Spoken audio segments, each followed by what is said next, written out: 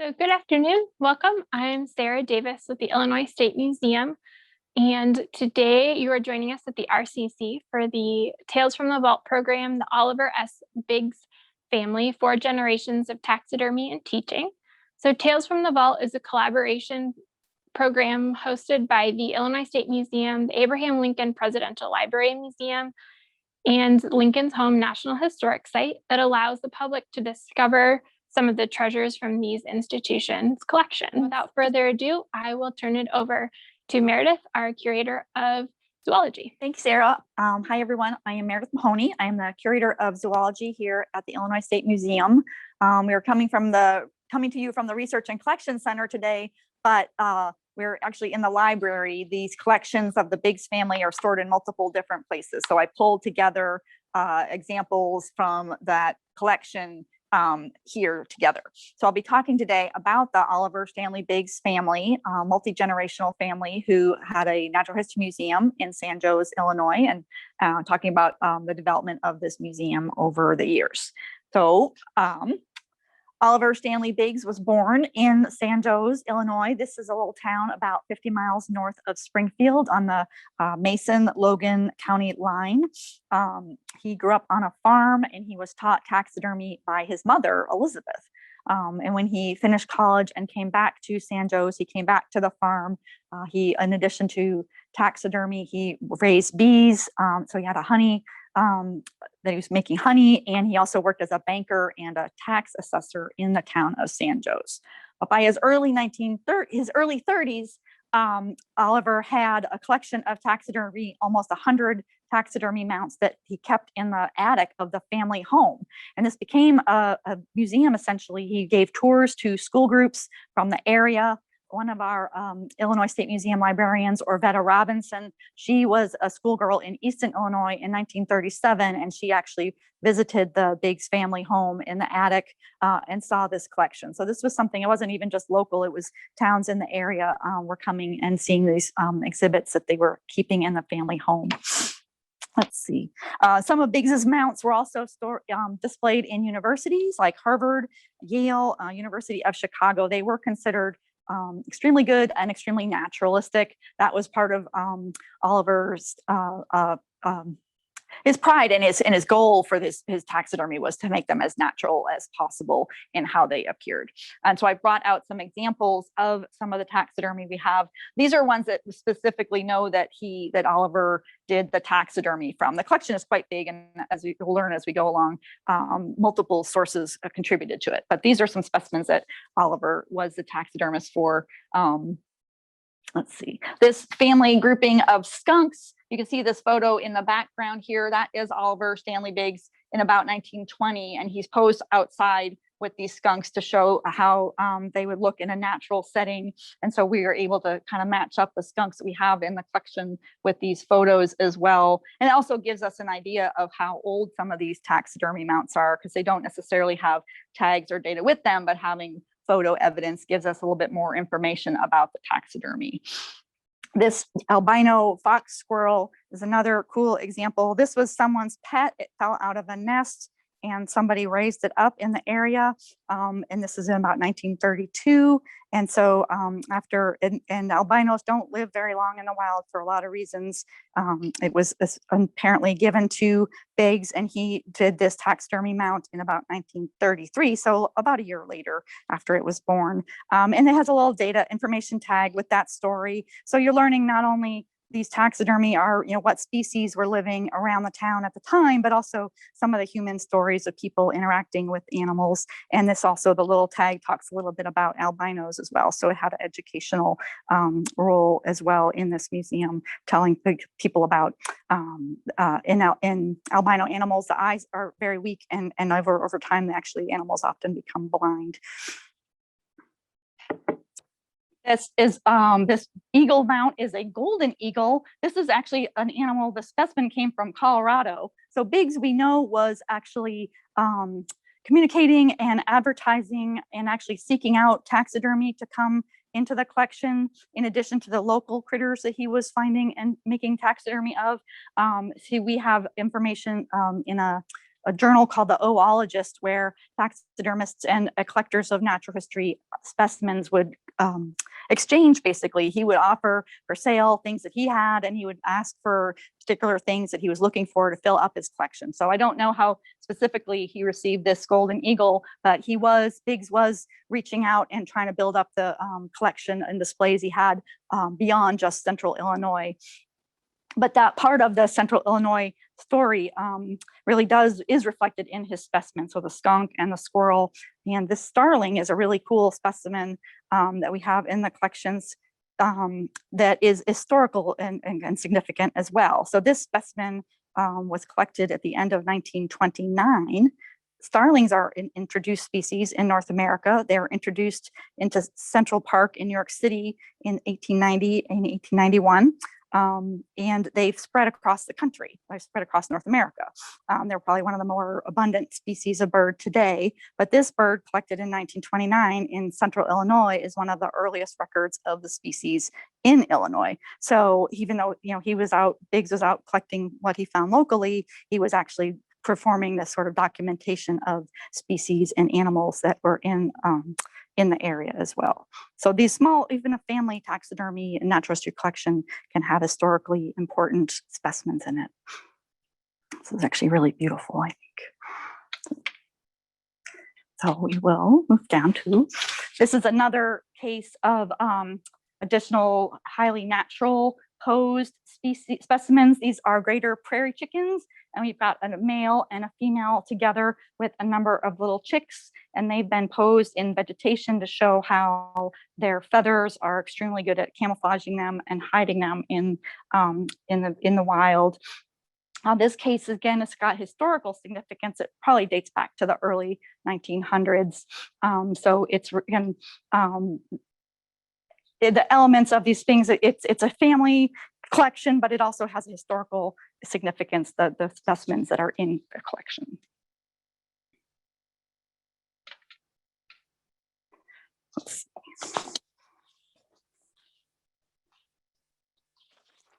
So Oliver Biggs passed away in 1947. He was 85 years old, and at that time he handed down his taxidermy collection to his two daughters, Olive and Hazel. He split it between them. Olive graduated from Millikan College, and she donated her portion of the collection to Millikan, and they still have it over there. And Hazel stayed in the family home and continued to build up the collection, and that's the material that we received here at the State Museum. So I'll be talking more about, or continue talking about, Hazel and her portion of the collection, not the material that is over at Millikan.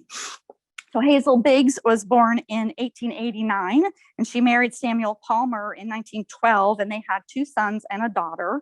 And like her father, Hazel was also a beekeeper. She was known as the Honey Lady of San Jose, and she learned taxidermy from her father starting when she was really young. So when he passed away and was getting older before his death, Oliver asked Hazel to continue on this family tradition and of the museum and of taxidermy. So after his death, Hazel moved into the family home and continued to maintain the museum there in the attic, showing the taxidermy collection to school groups.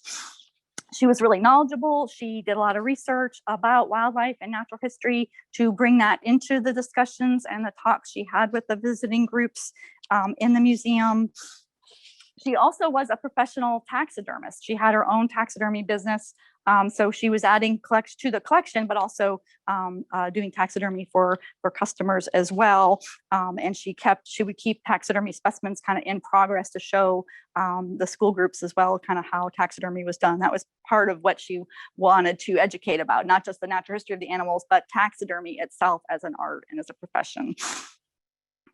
So we have a number of specimens here in the collection that Hazel did the taxidermy on. They have her nameplate on them. First, I'll say something about this peacock, which is really great, spectacular specimen, but our records about this show that Hazel and Oliver worked on it together. So this is really cool to know that this was a joint effort by the father and the daughter, as sort of not only passing down the taxidermy as a knowledge and skills, but that they worked on the specimen together. We also have then a number of smaller pieces. These are some pieces that Hazel did that have her nameplate on them. And this is a pocket gopher. These guys are, well, they're garden pests to some people. Hazel is what she did when she did the taxidermy is she prepared it so that the little cheek pouches that they have were actually opened up so that people who were coming to see the specimens could actually see how those cheek pouches were related to the mouth in that specimen. So that's kind of a way to show something about the biology of and how these animals live through her taxidermy. I have some additional specimens. Again, a lot of what Hazel was doing were, like her dad, local species in the area. There's a bat preparation. I think this is a red bat that she did, which is another. You can see the really big incisor teeth on that guy too. And then we have a muskrat. There's another big rodent from the area, but not everything was local. We have also a horned lizard. This is a short horned lizard, and these are Western North American species. So, so even like her father, Hazel was working with some animals that were outside of the Central Illinois to expand what was offered in their collection for the groups that came through.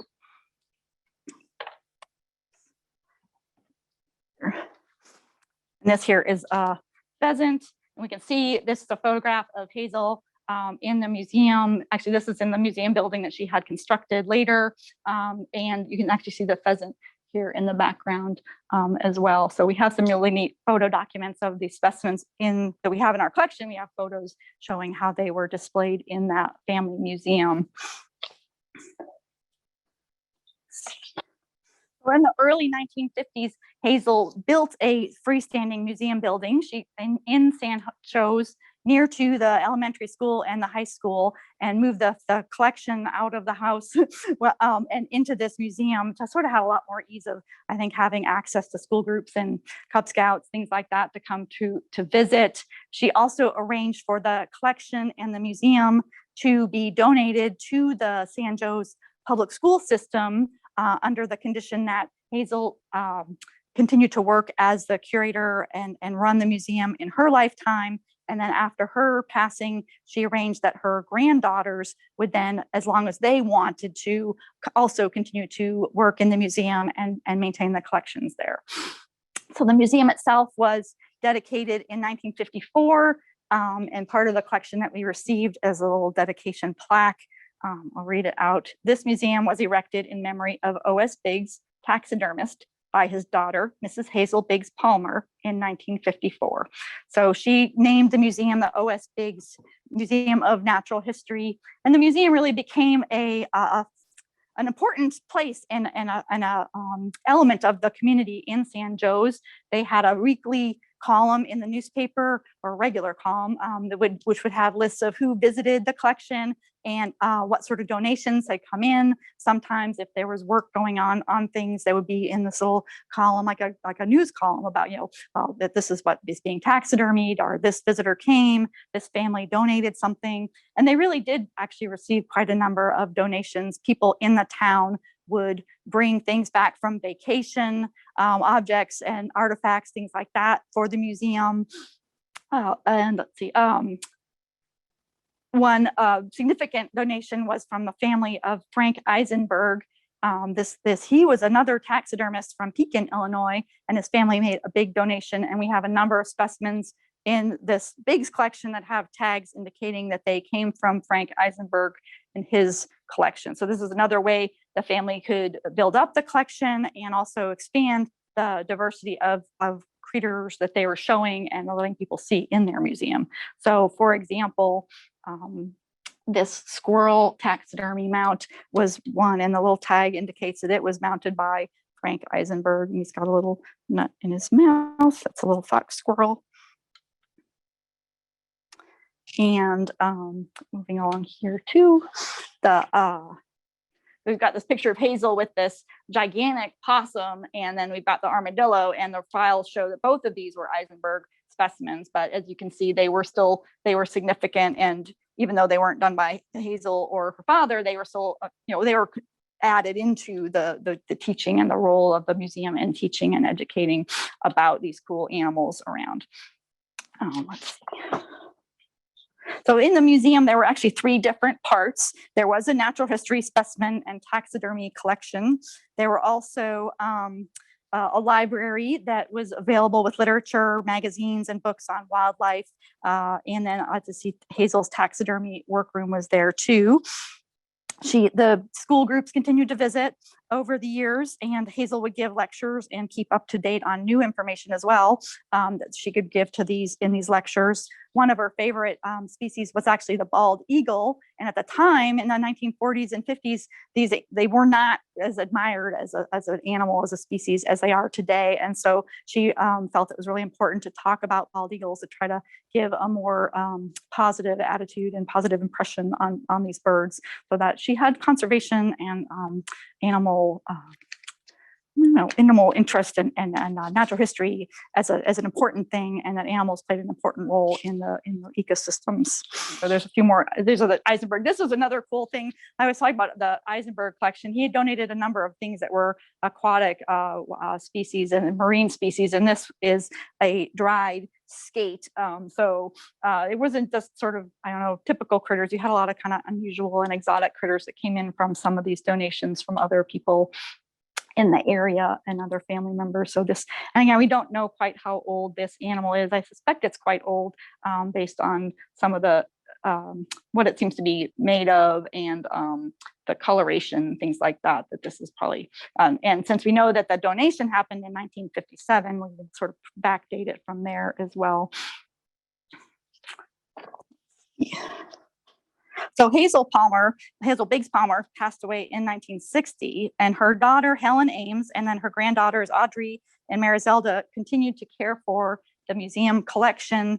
Following that, Marizelda actually worked as the curator in the museum for several years, and she started when she was 15 years old. So at the time, she was thought to be the youngest museum curator in the country, which is really cool. Marizelda was also into insect collecting, and so she built up the insect collection portion of the museum. We have a number of insect mounts that she worked on with her labels, including specimens that the little label on the back indicates were from a family trip to Florida. So this includes dragonflies, there's a cool big beetle, millipedes, giant grasshopper, and they also, that's not that exciting. That's all right. Well, we do have her handwriting there. And actually that things like this help us seeing the handwriting of Marizelda on these insects. When we see other tags that have that handwriting, we know that, who was working on the material and who wrote those labels too. So having little examples of handwriting on a tag helps us to kind of tie together the history of the objects, who was handling them, who was writing the little notes about them. Marizelda was definitely very good about labeling her specimens, not only the ones she collected, but also ones that were given to her. So this is a really big Dobson fly, and there's a little note. This says who collected it, collected by Mr. Elmer Kleindienst, and then it was given to her, she says, given to me by someone, Norman Obaker, who was at the Department of Horticulture. So she tracked the whole history of this little specimen, who found it, who gave it to her, and donated it on the little labels. So she was really good at maintaining specimen information as well in there. Let's see, we have also, they did, the Biggs family did also buy specimens to, I think, again, add to the diversity that they had. So for example, we have some exotic butterflies that were purchased through educational scientific warehouse wards. And then we also have preparations of local butterflies. So they were doing sort of a good job trying to expand the diversity of the critters and things that were on display. When I was going through the insect boxes, because I wanted to bring out some examples of specimens that Marizelda had curated, I found this really cool, and I didn't realize it was in there, tray. This is another insect preparation. These are 17-year cicadas, and the tag says 17-year locust, because this is some people previously called the cicadas locusts, taken June 18th, 1922 in Allen's Grove near San Jose, Illinois, fixed by Oliver S. Biggs. So this is a 17-year cicada represented from the brood that emerged in 1922. And then after that, let's see, after 1922, the next time would have been 1939. The most recent time this brood appeared in Illinois was in 2007. Let me check my notes, make sure I'm telling you the right information. Yep, sorry. So yeah, the most recent time the same brood, this brood 13, is a 17-year brood of cicadas. They appeared, they're called the Northern Illinois brood. So they actually really are in Illinois, and a few of the neighboring states has this species occur. We had them in 2007, and then they'll occur again in 2024. But this again is sort of representative of this sort of historical status and significance of these collections, that they're a snapshot of species that were occurring in the area at the time.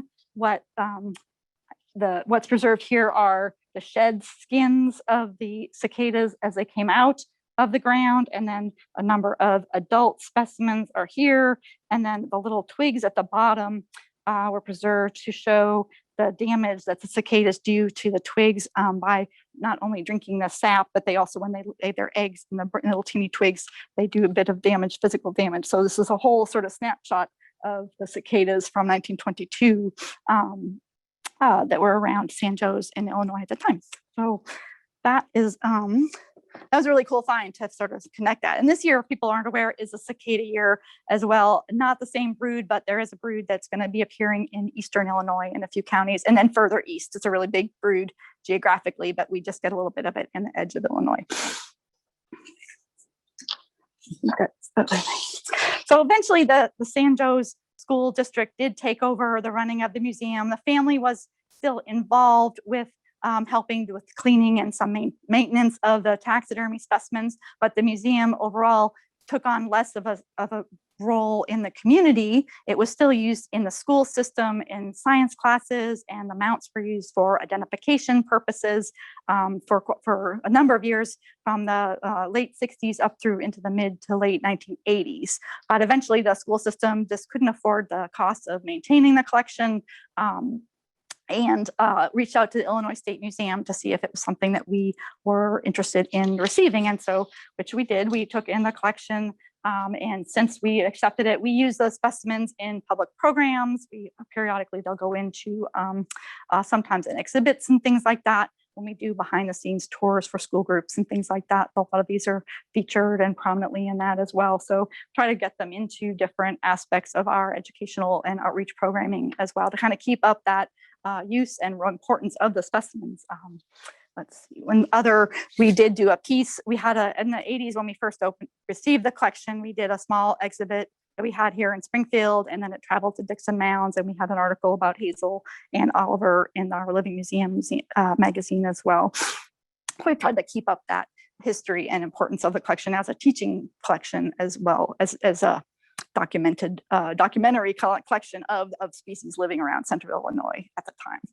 And I do have one comment that we have someone who's excited for the cicada invasion. Yeah, cicadas. The cicadas is it's a little bit of a side joke. They're so cool, and there are a number of broods that are in Illinois in different parts of the state. So it's not every year, but we get a brood every couple of years. It's pretty regular and of different kinds. So this Northern Illinois one, in another year or two, there's one that is a sort of a southern brood that comes up in sort of central Illinois, and Springfield is actually kind of the northern edge of that one. This brood 13, we're kind of the southern edge of it. Like I said, this one this summer, we're the western edge of it. So there's a lot of broods that overlap. And we've learned over the years actually that there's more than one species. There's multiple different species that are 17-year. They emerge together, but they have different calls. If you go out and you can sort of separate the calls, you can actually hear more than one different song. And they do have morphological features, but a lot of times you're just going to be hearing them. So that's kind of neat. How many can you tell the calls apart if you go out there? They're so loud, but it's a really fun kind of to do that. And same thing with the 13-year, the other broods, there's multiple species, not just a single one. We do have one question. Where is the armadillo from? I do not know. That is a very good question. Given the age of it, probably not central or Midwestern. It would probably, even though it came from his family in Pekin, Illinois, potentially southern, like Texas, and it could potentially even be out of the country, but it's not local because that age they hadn't quite gotten up far enough into Illinois. And how many specimens comprise the collection? We got a couple hundred, is my understanding. I know that the portion that went to Olive Biggs, the other sister, was a couple hundred, and then we would have gotten the other half. Or Hazel would have received about half of that collection, and then she continued to add to the collection. So several hundred plus several dozen insect boxes, both ones that were prepared by the family as well as exotic insects and that they purchased as well. So there are a lot of other birds that Biggs collected, another additional like that starling that are documenting species that are not always as common today as they were in the past. And then I know the Eisenberg collection had a number of bird specimens as well, because there was articles in the paper about it too. So I would say several hundred potentially sort of spread out over the ornithology, mammalogy, and entomology collections. How did Biggs' mother become interested in taxidermy? I don't know. I wish we knew more about that. It was when I first started reading about it and learning, it didn't just start with him, that his mom taught him about it too. I wish that we knew more about that where that came from, because that's going back then into the mid to late 1800s. If you are including her name was Elizabeth as in the story too. There was a lot of amateur taxidermy going on. It was a common hobby. And like I mentioned with Biggs was doing this, a lot of the taxidermists talk back and forth through newspaper, or not newspaper, magazines essentially that were designed to, like, they could advertise what they wanted to do, get rid of or sell or trade, and they would say what they're looking for. So there are a lot of folks kind of doing this as a hobby. So it may have just have been something that's not uncommon, although as a woman, I don't know even if it was uncommon that she was doing it as a woman at that time either. Obviously, Biggs then taught his daughter, and she passed it on to her daughter and granddaughter. So he's kind of the odd man out in a way in the family story, if you look at it that way. But taxidermy as a hobby was very common in the 1800s, and at the early part of the century too, into the 1900s. And a lot of our collection we have actually built up through taking in small kind of family natural history collections. They become orphan collections, as this was, where at a certain point, whoever is maintaining them can't or keep on caring for them or supporting the care and the environmental conditions. And so as the State Museum, we do take in orphan collections like that. And we do have other chunks of the collection that came that route that were family, mom and pop, sometimes, storefront natural history museums even that were local. And then it was, again, over the years became local hotspots for visitors and things like that. But then, families don't always have the ability to keep maintaining them, or like in this case where it went into the town and the schools had them. But again, they take a lot of care. And we have specialized environmental systems here and things like that we can take care of them. How are the mounts holding up with the age of the glue and things like that? Do they tend to break down over time? Yeah, it depends on how they were sort of stored over time even before they got here. They generally are in good shape. Some of them just from, I think, age and probably handling and things like that. Sometimes the ears get a little bent and things like that. But they are generally in pretty good shape, I would say. Occasional they collect a little dinginess, dust in the air and things like that. So you do get some coloring that's a little bit off and things, but they weren't displayed like and they were in a museum building, but they weren't in like windows or something. So I think they seem to have been protected from a lot of sunlight. So most of them have decent color, like they don't look faded, for example. And then sometimes like I said, the ears sometimes are a little banged up. Sometimes there'll be a toe missing or things like that. But overall, actually quite good. Not a lot of seam splitting and things like that. Is the opossum an albino? And is it bigger than a possum? And this one, I have to say, it is a monster. It is a monster, and that's partly why I love kind of bringing it out. I don't think it's an albino. It does have dark colored ears that looks like pigment, and on the snout. Opossums, you get a lot of variation, and you get sort of a whole range. You'll get individuals that are a lot slatier and darker black. You'll get some that only have like dark on their ears or or a little bit on their face kind of thing. It seems to be quite variable. how much pigmentation they have, but I don't think this one was a true albino. But it is huge. This might be one of the top 2 sort of in terms of size possums we have in the collection, because it is quite a beast. And I think even the photo, you don't really realize how big it is until you get in person with it. Great. Well, thanks everyone. Love the questions, and have a nice afternoon.